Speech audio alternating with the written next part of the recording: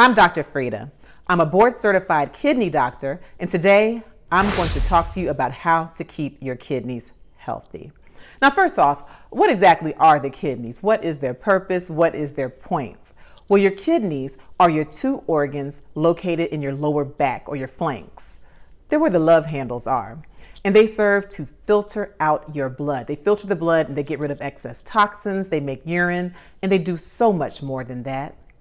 But the key is that unless you have at least one functioning kidney, you cannot live. Unless you have some other form of kidney replacement therapy like dialysis or a transplant, but you have to have proper kidney function to survive. Knowing that, don't you think that you should make it a priority to keep your kidneys healthy? I think so too. And that's why today I'm going to give you 10 ways to fight kidney disease. Keep watching.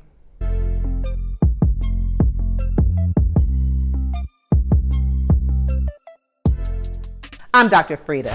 I'm a medical doctor who has been triple board certified in nephrology, internal medicine, and pediatrics. And today I'm going to talk to you about how to keep your kidneys healthy. I'm going to give you 10 ways to fight kidney disease. Now, kidney disease is actually quite prevalent. Over 30 million Americans have kidney disease, and many of them don't even know it. In fact, 33% of Americans are at risk for developing kidney disease. Black people and people of color are disproportionately affected by kidney disease. And the good thing is that many times kidney disease is actually preventable. And that's what we'll be talking about today. So let's get started. Number one, drink water. Many people don't know that not having enough water in your system, being dehydrated, or having pre-renal azotemia can lead to kidney failure. I have actually put people on dialysis just because they were severely dehydrated. So you want to be sure you drink your water. Now, for most adults, drinking 2 to 3 liters of water a day is appropriate, but you want to consult your physician because that can vary depending on how your body uses water, how much water you lose in a day, whether you're exercising or being sedentary. So yes, consult your physician. Also, if you have certain chronic diseases, then your physician may actually want you to have a fluid restriction. For example, if you have congestive heart failure or if you have severe lung disease, your physician may want to restrict the amount of water you drink. At any rate, drinking water is a way to keep your kidneys healthy. Number two, have a low salt diet. You want to take in a low amount of salt or sodium. Now, according to the USDA, you should be taking in no more than 2,300 milligrams of sodium a day. And according to the American Heart Association, you should not be taking in more than 1,500 milligrams of sodium a day. When you take in a lot of salt, that can lead to high blood pressure or hypertension, which is a leading cause of kidney disease. Now, when I talk to a lot of my patients, they'll tell me that they don't pick up a salt shaker, they don't add a lot of salt, and so they don't think I'm talking to them right now. But truth be told, most of the salt that we intake comes from pre-packaged foods or from restaurants. So in other words, situations where you can't directly control it. So what you need to do is be a label watcher. Look out for that sodium. You can ask restaurants not to add salt to your foods. And all in all, in order to keep healthy kidneys, you want to maintain a low salt diet.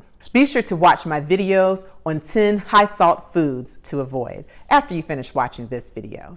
Number three, exercise regularly. You want to make sure you get in your good exercise. According to the American Heart Association, you should be exercising for about 150 minutes per week, and that's with moderate intensity. So it could be jogging, brisk walking, cycling, and it works out to be about 30 minutes of exercise a day, most days of the week. Exercise helps to maintain your cardiovascular health. It helps you to maintain a good blood pressure. It helps you to maintain a healthy body weight, and you definitely want to exercise in order to fight kidney disease. Number four, eat healthy foods. You definitely want to take in superfoods, foods that are rich in nutrients and vitamins and antioxidants. You want to eat the rainbow with a variety of fruits and vegetables. Be sure to watch my YouTube video on a kidney diet after you finish watching this video. Number 5, maintain normal sugar or glucose levels. Now, this one is very important because if your blood sugar levels or your glucose levels are high, you may develop diabetes. And diabetes is the #1 cause of kidney failure in the United States. That's right. When I visit my patients and take care of them in the dialysis units, most of them have diabetes. And so you definitely want to maintain a normal blood sugar level. So how do you do that? Well, you want to consult your physician. You want to have your blood glucose checked regularly. And you also want to get a test called a hemoglobin A1C. That helps you to know if you have pre-diabetes or diabetes. If your hemoglobin A1C is between 5.7 and 6.4, you are pre-diabetic, meaning you are at very high risk of developing diabetes. And if your hemoglobin A1C is 6.5 or higher, you have diabetes. So again, make sure you talk to your physician to help you to maintain normal blood glucose levels. And you also want to realize whether or not you are at risk for diabetes. You are at risk if you are older than the age of 45, if you are a person with obesity, if you have a family history of diabetes. Also, if you have certain conditions like polycystic ovarian syndrome, then that puts you at a higher risk for developing diabetes. Number 6, maintain normal cholesterol levels. If you have high cholesterol, then this increases your risk of developing plaques, which can be blockages in your arteries. If you develop blockages in your arteries, you may block or cut off your supply to your kidney arteries or your renal arteries. And if this happens, you can get renal vascular disease, which can lead to high blood pressure, chronic kidney disease. And so definitely you want to make sure that you maintain normal cholesterol levels in order to keep your kidneys healthy. Number 7, avoid excessive pain medications, specifically the NSAIDs or non-steroidal anti-inflammatory drugs. So what are the NSAIDs? NSAIDs include drugs like ibuprofen, Motrin, Advil, naproxen, meloxicam, Celebrex, a lot of these medicines which are really good for pain and really great for decreasing inflammation. Now, I'm not saying that it's an absolute that you stop taking NSAIDs altogether, but you want to make sure that you don't take them in excess. In other words, you want to take them the way that they are prescribed. If a bottle says take 2, don't take 4 and thinking it'll be better. If a bottle says take 4, don't take 8. You want to make sure that you consult your physician, first of all, to be sure that it's okay for you to take NSAIDs. If you're a person who already has some signs of kidney disease, your physician may not want you to take NSAIDs. And if you have normal kidney function, you want to make sure that you're well hydrated, especially when taking NSAIDs, and you use them as directed, and still you want to talk to your physician.